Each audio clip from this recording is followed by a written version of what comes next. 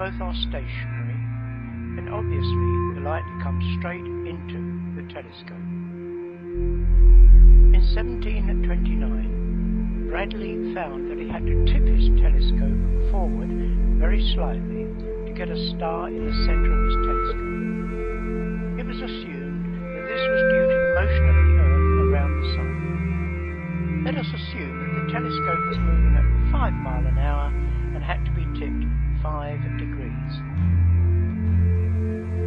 This 5-degree tipping, however, could equally be caused by the ether moving at 5 miles an hour, carrying the stars around the Earth. As we see here, light would be coming in at the same angle, and the telescope would still have to be tipped 5 degrees.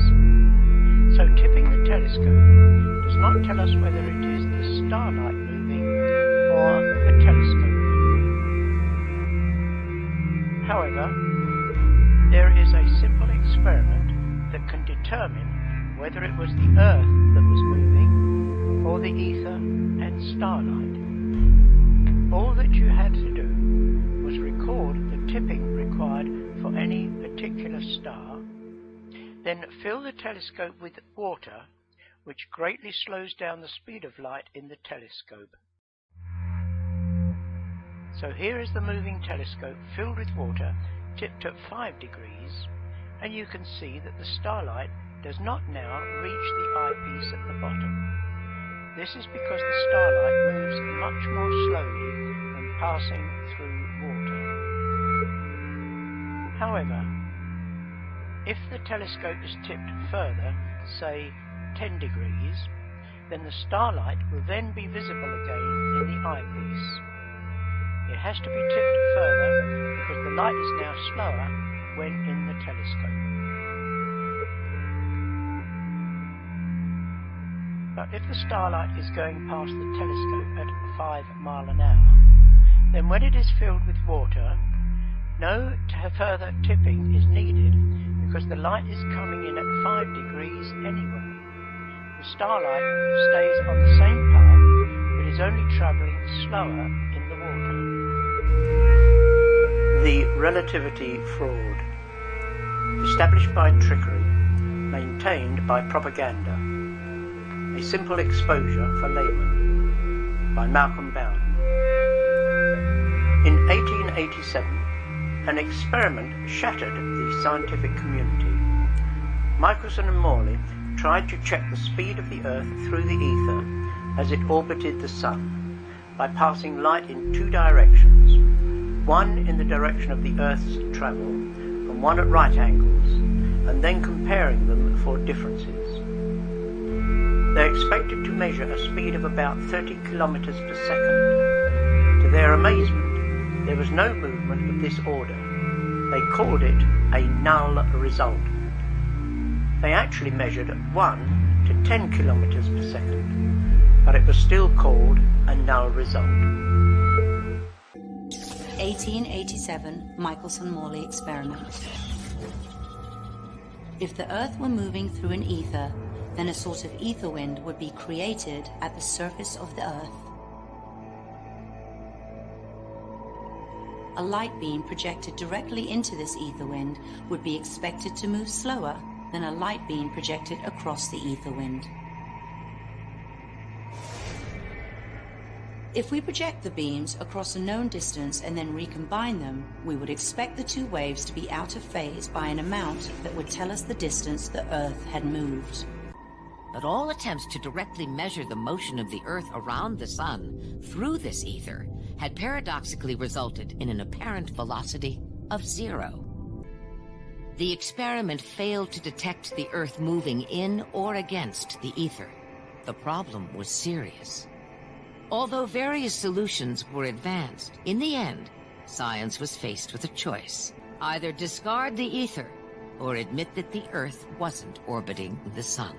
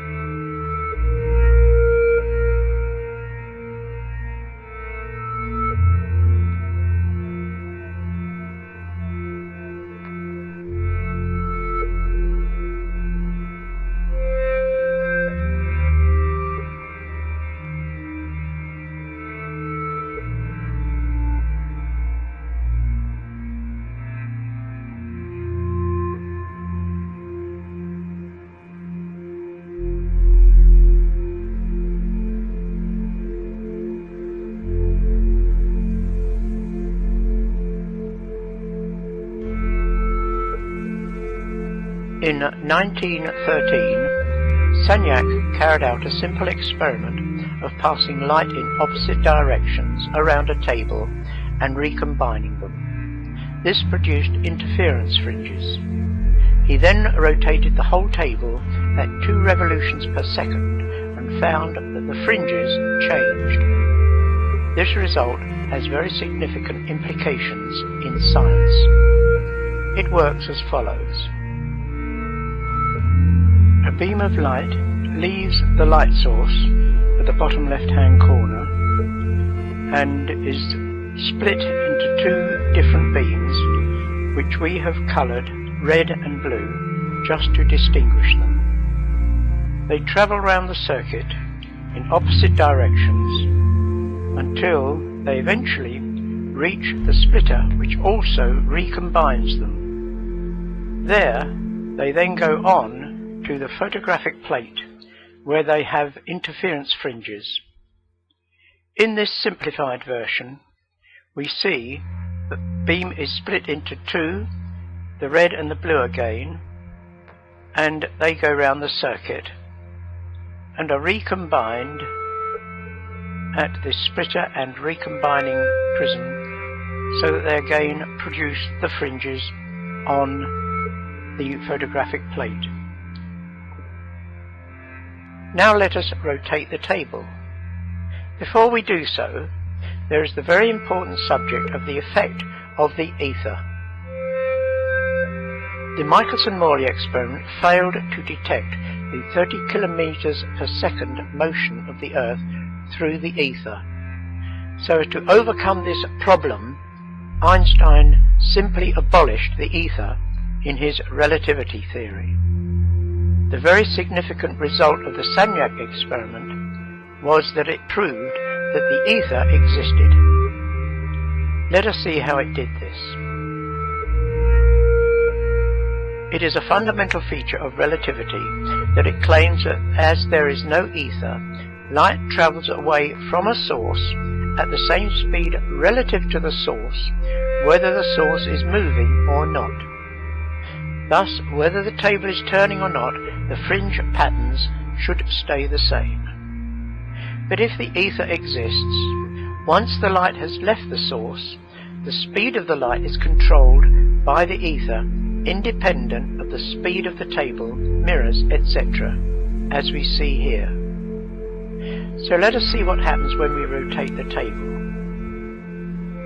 Here, the light is split, and the red and blue lights go in opposite directions. But notice that the left-hand mirror has moved around in such a direction that the distance the red light has to travel is further. Now in relativity, the same time should be taken because the splitter is also moving and the distance between them is the same.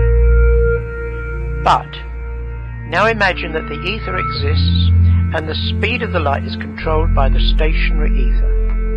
Imagine the ether like a thick treacle that limits how fast the light can travel, independent of the motion of the light source, the splitter, or the mirrors. The result is that the red light takes longer to reach the left-hand mirror. Similarly, the right-hand mirror is coming towards the blue light, so it reaches the mirror quicker. After they change ends, the red light again takes longer to reach the recombiner, whilst the blue light gets there quicker again. So they reach the photographic plate with a delay between them, and this changes the fringe pattern. In fact, Sagnac, using the speed of the rotation of the table, calculated how much the fringes should change, and found that they did change by just that amount. The crucial feature of this experiment is that it demonstrates that the ether does exist, which demolishes relativity. How does the scientific establishment deal with this result? By muddying the waters with scientific gobbledygook.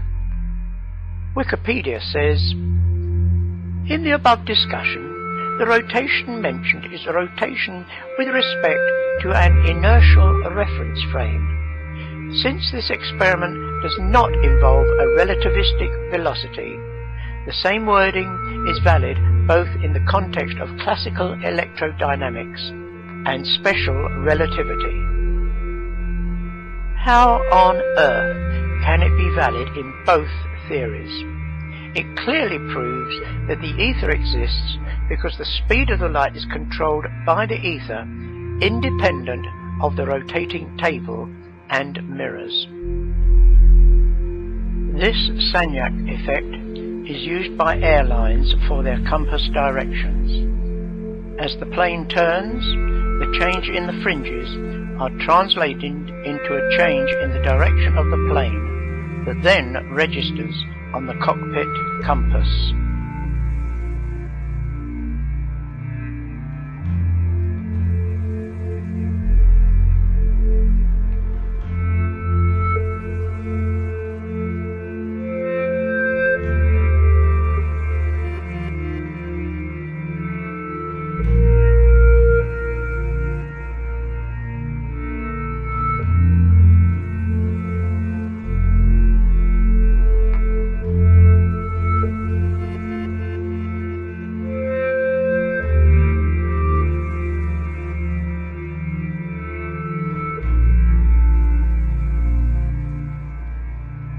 Bob Nodell was talking about the ring laser gyro, showing that there is apparent 15 degrees drift throughout most of the day. When we turned on that gyroscope, we found that we were picking up a drift, a 15 degree per hour drift.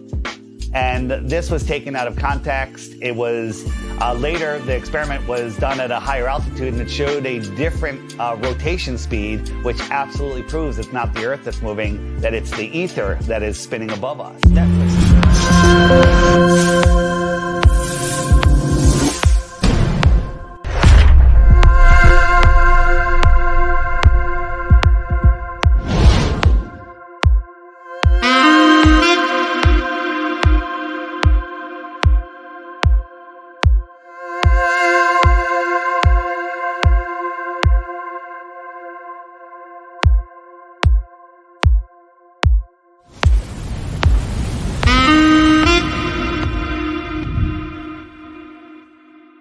How did it work? In this diagram, I have exaggerated the size of the rectangle of the Michelson-Morley tubes to make it clear how it worked.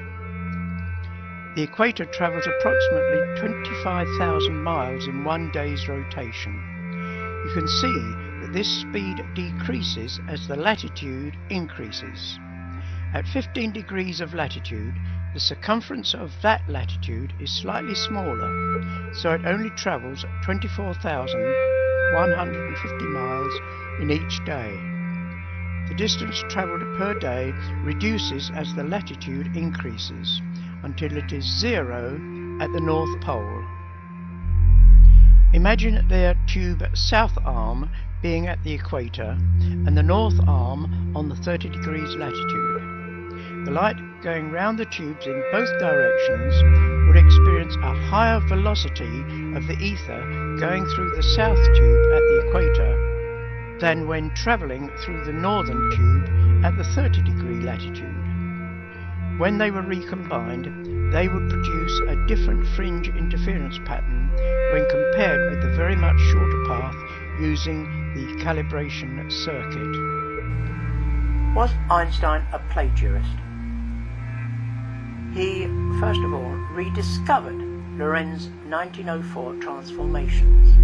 Secondly, he developed statistical mechanics and molecular kinetic theory, unaware of Boltzmann and Gibbs' major treatise. Thirdly, Poincaré worked on relativity and Brownian motion, two subjects that Einstein later became famous for. Was there a mole in Poincaré's staff? 4. Mandel told Einstein that one of his papers was not new, as it was all found in a paper by Klein. Fifthly, Einstein, having seen a paper by de Broglie referred to the contents in a lecture in September 1924, 2 months before de Broglie's paper was published, without giving him any credit. The subject was the start of quantum mechanics and wave theory. Pays, Einstein's biographer, says he was the godfather of wave mechanics. And finally, E equals mc squared. Einstein did not discover this formula. Poincaré had been working on mass, energy, light and relativity and submitted his paper on the 5th of June 1905.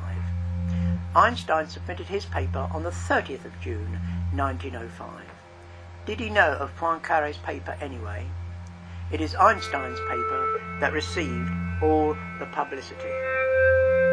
The link between E, M and C was well known by many physicists in 1905 and is embedded in Maxwell's equations. In fact, the power of the atom and that it was related to the square of the speed of light was noted in a paper by Preston as early as 1875.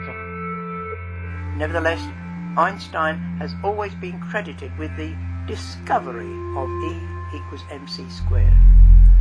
That this formula is correct has absolutely nothing to do with relativity, yet it is implied that because it is true and the atom bomb works, then relativity must be true, which is nonsense. Comments by scientists. Rutherford treated the theory as a joke. He walked out of the 1919 Eclipse meeting immediately after the President's introduction. When asked why no Anglo-Saxon understood relativity, he replied, "No, they have too much sense." Soddy considered it a swindle.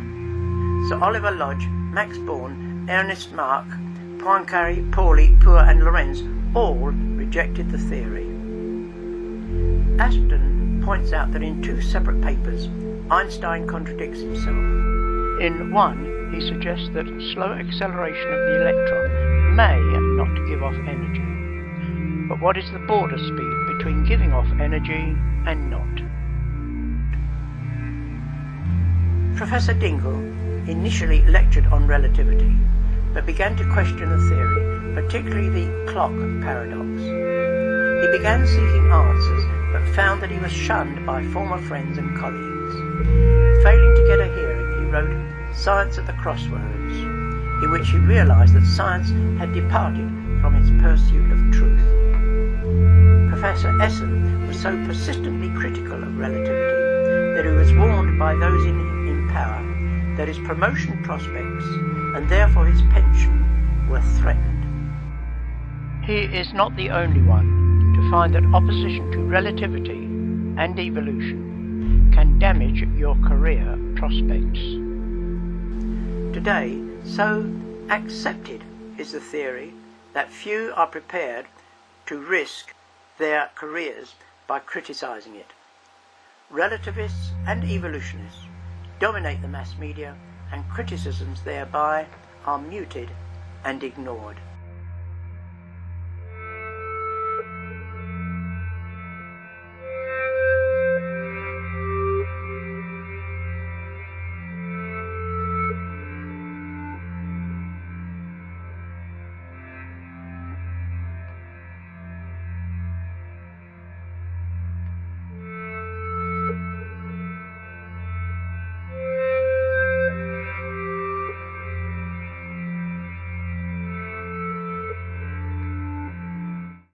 How did Einstein do it? An earlier explanation proposed by physicist Hendrik Lorentz had suggested that the measuring arm of the Michelson-Morley apparatus was being compressed by the ether in the direction of motion, just enough to make it look like we were standing still. Let's actually go over some of these writings from Dr. Oleg Djefimenko. However, Einstein derived the composition of velocities formula from Lorentzian transformation equations for coordinates in time, which Einstein interpreted as laws according to which moving bodies become shorter and time becomes dilated in moving reference frames. It is generally believed that the reality of relativistic length contraction and time dilation has been confirmed by these experiments.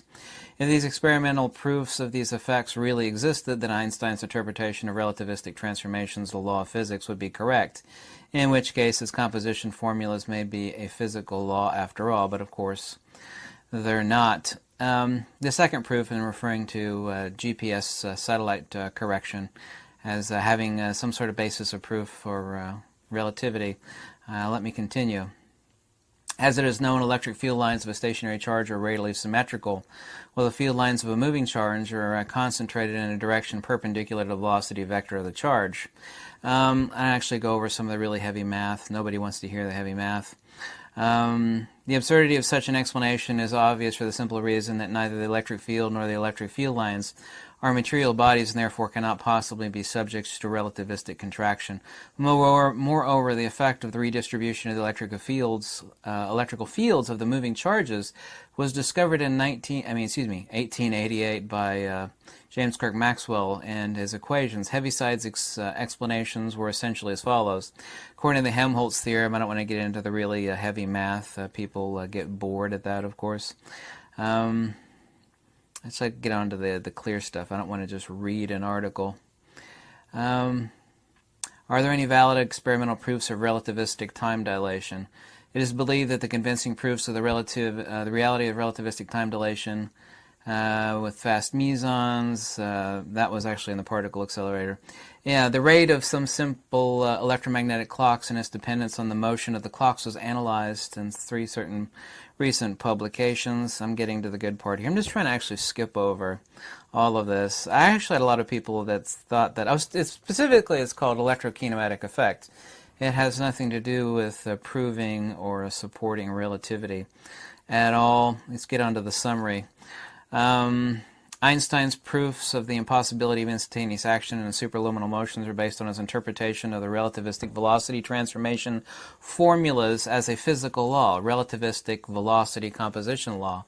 This interpretation is not supported by the published derivation of relativistic transformation equations. According to this derivation, relativistic transformation equations are not physical laws, nor do they have any individual physical significance, and are merely rules for substituting quantities in equations pertaining to one inertial reference frame by quantities pertaining to another inertial reference frame. Incidentally, the interpretation of relativistic transformation equations are nothing more than rules for substitution according to the little-known but very important theory of corresponding states, i.e. 1895, and Lorentz, i.e. Lorentzian transformations. There is no experimental proof of Einstein's velocity composition law, i.e.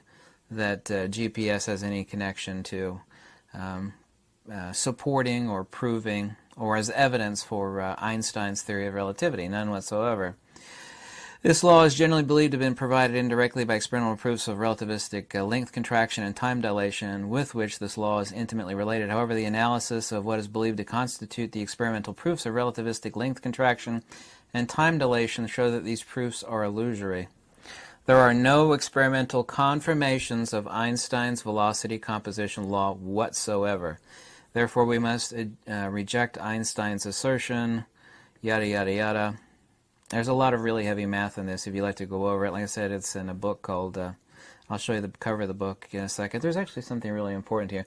Basically saying that Einstein took a Heaviside and Lorentzian field transformations, and it's what the phenomena for GPS satellite correction, by the way, is specifically electromagnetic. It is called electrokinematic effect. It has nothing to do with supporting relativity. It has nothing to do with proving Einstein right. It does no such thing. This phenomena was stated mathematically by Heaviside and James Clerk Maxwell long before Einstein.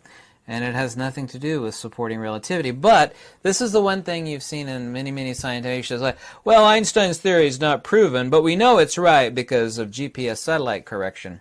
And it's like, it does not prove that at all. It actually only proves Heaviside and James Clerk Maxwell and Lorentzian field transformation statements and these statements in math existed long before Einstein. It's called Instantaneous Action at a Distance in Modern Physics, Pro and Contra. Here's the title of the book. So the one thing, and the one thing only, that people use to support Einsteinian relativity, GPS satellite temporal correction, has absolutely no connection thereof. Absolutely none.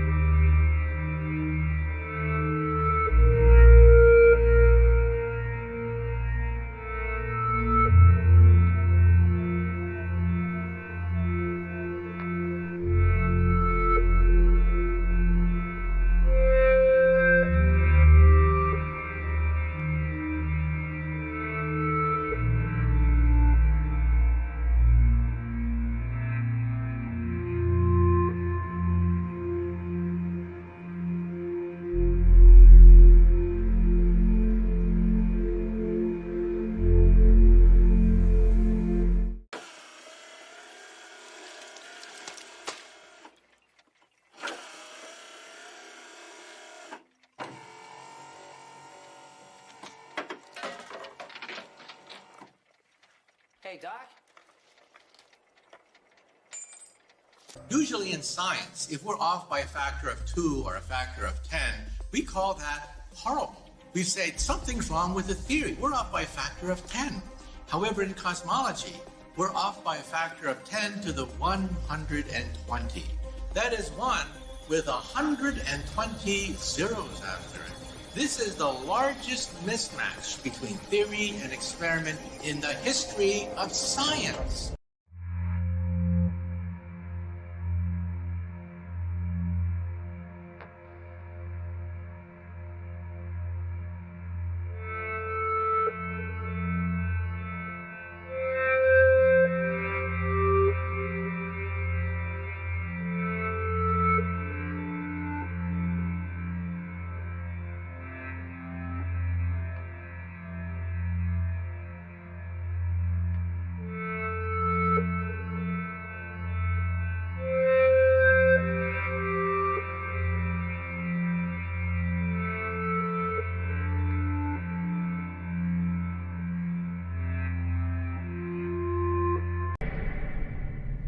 By the end of the 1920s, astronomer Edwin Hubble, working with the large 100-inch telescope atop Mount Wilson outside Los Angeles, had established that our galaxy was only one of many galaxies in the universe. His observations presented serious new challenges to the Copernican principle. Well, he looks through his telescope and he sees galaxies for the first time. We had powerful telescopes back then. And not only does he see galaxies, but he sees these galaxies with what they call redshift. The wavelength of the light is now being stretched, so you see more red than you do see blue. Redshift. A shift in the wavelength of light toward the red, or lower energy end of the spectrum, giving the appearance that the light has either lost energy or has had its wavelength stretched by some physical force, as in the expansion of space. An amazing law. We look out at other galaxies. On average, they're moving away from us. And those that are twice as far away are moving twice as fast. And those that are 3 times as far away are moving 3 times as fast. And of course, that makes us look like we're the center of the universe, but it's not true. It just means the universe is expanding uniformly. Now, he struggled with this. He didn't know whether to say that the redshift was a velocity indicator, that is, that the galaxies are being stretched apart from us, and that's why the wavelength of that light is being stretched so we see red, or it could be something else. You see, but he was pressured a lot by the Copernican principle to say, well, okay, let's say it's a velocity factor. The redshift is a velocity factor. And yet, I'm not quite comfortable with that because that puts us in the center. Such a condition would imply that we occupy a unique position in the universe, analogous, in a sense, to the ancient conception of a central Earth. This hypothesis cannot be disproved, but it is unwelcome and would only be accepted as a last resort in order to save the phenomena. Therefore, we disregard this possibility. The unwelcome position of a favored location must be avoided at all costs. Such a favored position is intolerable.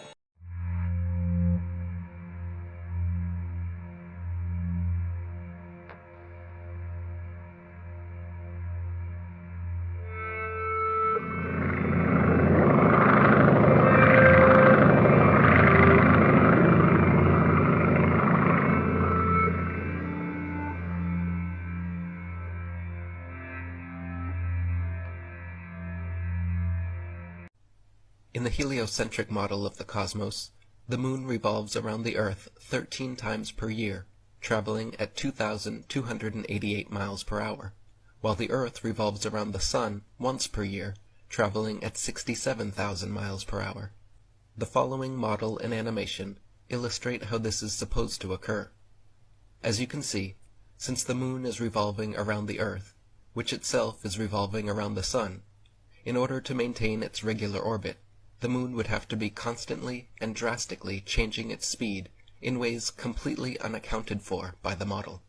In the outer part of its orbit, the moon would have to speed up 67,000 miles per hour, in addition to its regular speed of 2,288 miles per hour, just to keep up with the Earth. So the moon would then be traveling at 69,288 miles per hour when it reached the front of the Earth.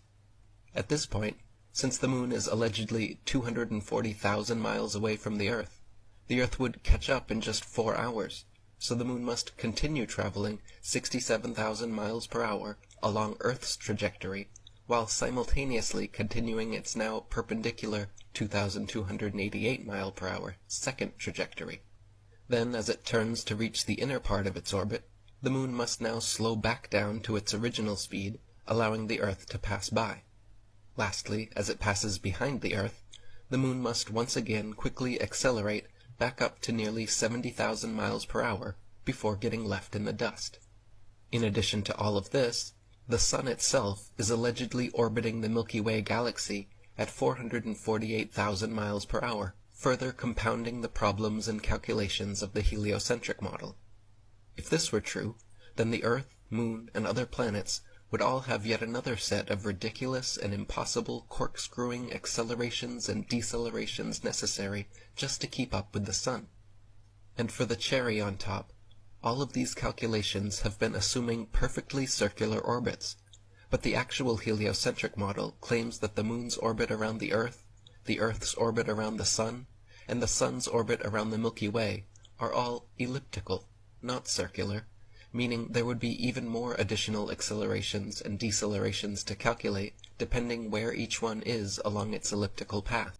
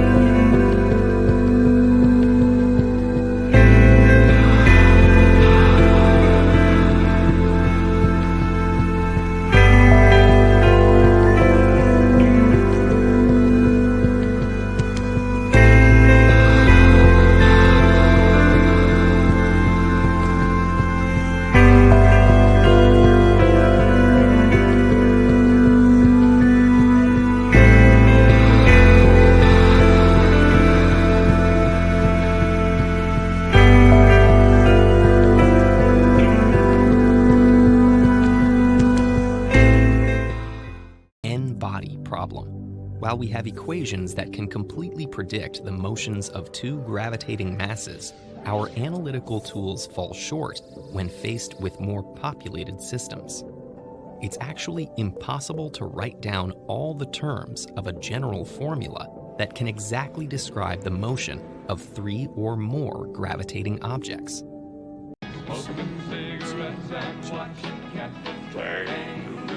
Now don't tell me I've nothing to do. It's good to see you. I must go. I know I must go. Motherfucker.